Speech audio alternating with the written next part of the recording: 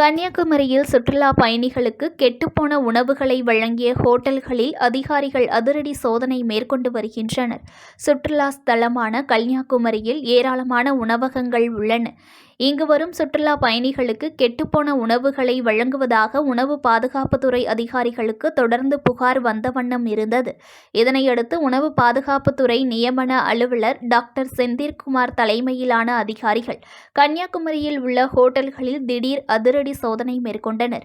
அப்போது கன்னியாகுமரி காவல் நிலையம் எதிர்ப்புறம் உள்ள 5க்கும் மேற்பட்ட ஹோட்டல்களில் சோதனை மேற்கொண்ட போது அங்கு மீன், சிக்கன், மட்டன், இறால், நண்டு, நூடுல்ஸ் என சமைத்து பயன்படுத்தாமல் குளிர்சாதன பெட்டியில் வைத்த 150 கிலோவிற்கும் மேற்பட்ட பழைய உணவுகளை கைப்பற்றி அதனை குப்பை தொட்டியில் கொட்டி ஃபினாயில் ஊற்றி அழித்தனர்.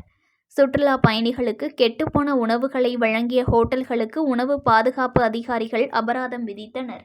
நியூஸ்1 தமிழை லைக் பண்ணுங்க, கமெண்ட் பண்ணுங்க, ஷேர் பண்ணுங்க, மறக்காம சப்ஸ்கிரைப் பண்ணுங்க.